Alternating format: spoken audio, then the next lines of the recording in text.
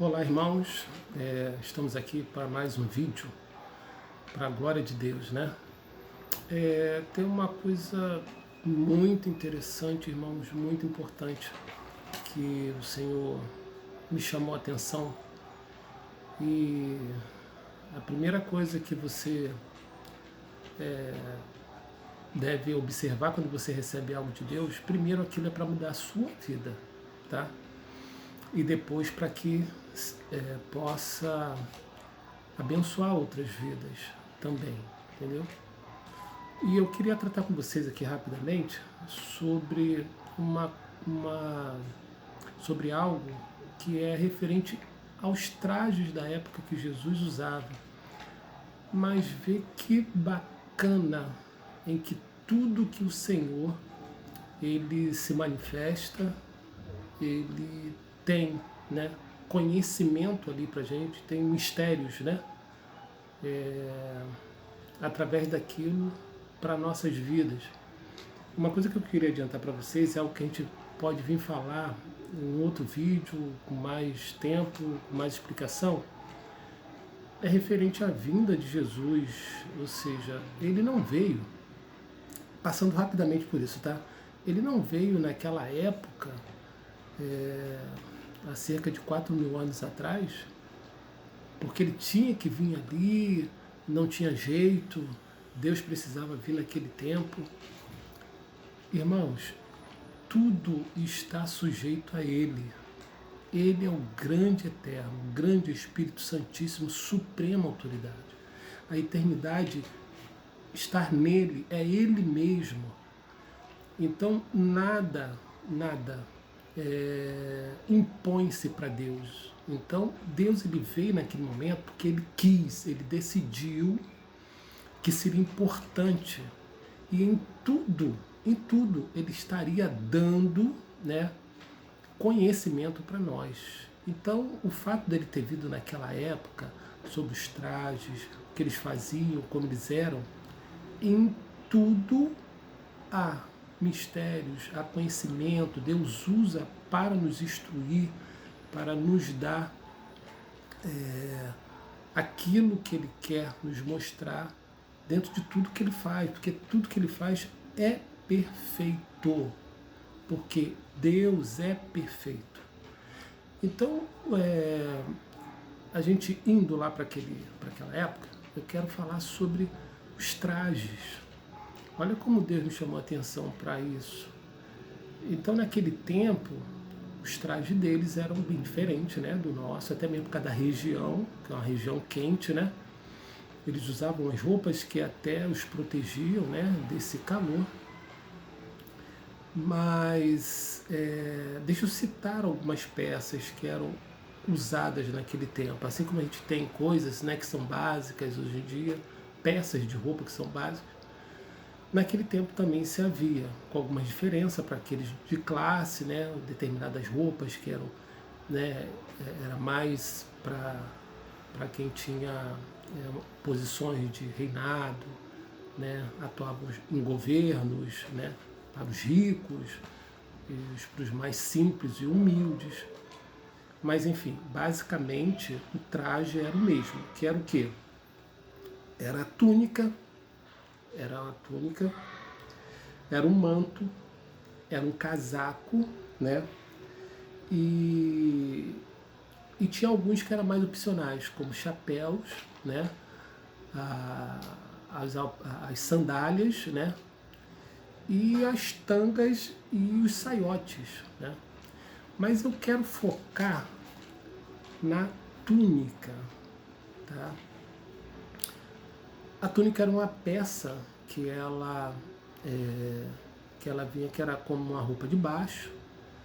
Alguns que usavam, né, como no caso dos homens, uma espécie de saiote, ou então uma tangazinha, né? Mas a peça central era a túnica, e ela era feita com dois tipos, ou seja, com duas partes, né, de tecido, de material, seja qual for, porque o material era alguns que eram usados para fazer as túnicas, era linho, era algodão, era a lã, era carneiro, era o pano de saco, então eram alguns, mas era duas peças, era feita a parte de cima, né, até a cintura, e depois a parte de baixo, né. A gente vai ver depois que a túnica de Jesus, ela não tinha divisões, ela era inteiriça. Há algo muito importante nisso aí, mas a gente vai falar em um outro vídeo. E a túnica dos homens e das mulheres tinha diferença, né? Dos homens era mais curta, até o joelho, né? Das mulheres iam até... eram mais longas até o tornozelo, e elas tinham uma cor azul das mulheres, né? E tinha na altura aqui do peito, tinha uns bordados. Dos homens não, eram mais curtas, né? E eram coloridas, né, de várias cores, e não tinha esse bordado, tá?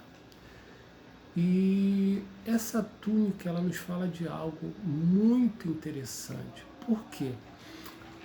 A prática antigamente de quem estava trabalhando, né, ia para alguma atividade, estava ali naquela despertar, né, naquela tensão para o trabalho, para o serviço, eles regaçavam a túnica e prendiam nos cintos, que quer dizer, naquela época eles usavam a linguagem de cingir o lombo, tá? Quando você vê na Bíblia, traduções mais antigas, cingir o lombo é isso. E as mulheres também faziam isso também. Só que eram serviços mais leves, né? Como carregar água, serviço mais leve. Mas os homens eram os serviços mais pesado. E inclusive a palavra fala que Paulo, né, usava ali o ombro cingido, né? Ali amarrado ali ao cinto. Por quê? Isso tem um significado muito bacana. Você vê lá em Marcos, em Marcos 6:8, que nesse traje eles tinham uma espécie, né, de um panozinho, como se fosse para carregar algumas coisas, como dinheiro, tal, né, para guardarem as coisas, né. E em 1 Samuel 25:13 nos mostra que eles usavam também usavam também para guardar ferramentas, a espada, né. E Pedro fala que nós devemos estar cingidos de entendimento. Então veja bem, o que quer dizer você estar cingido, ou seja, com o lombo cingido? É você se preparar para o trabalho, é você estar pronto, estar ali naquela condição de agir, né? De agir. Então, nós devemos estar cingidos de entendimento, estar prontos. Prontos com esse entendimento, nós estamos em condições de guardar as coisas. Esse entendimento nos leva para essa condição, nos dá essa condição de guardar. Não é só guardar na mente, gravar as coisas, mas guardar no sentido de adquirir coisas através do entendimento. Guardar, eu vou guardar porque eu adquiri. Então o entendimento, ele também me dá a condição de eu guardar outras coisas, né? Não só dinheiro, né? Não só dinheiro, mas também ferramentas, ou seja, o entendimento, ele me dá as ferramentas necessárias para o trabalho. E esse conhecimento, eu falo do conhecimento de Deus. O conhecimento de Deus, ele nos prepara para tudo e nos traz toda a condição que precisamos.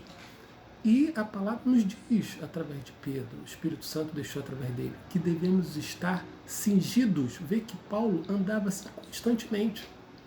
Ou seja, Paulo estava constantemente preparado, pronto para agir, para adquirir, para receber e para avançar.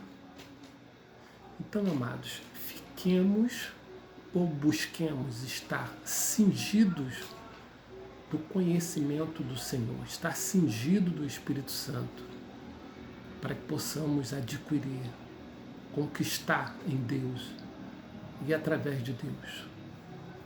E que o Senhor abra teu entendimento e os seus olhos espirituais. Em nome de Jesus e para a glória de Jesus. Um beijo no coração de vocês.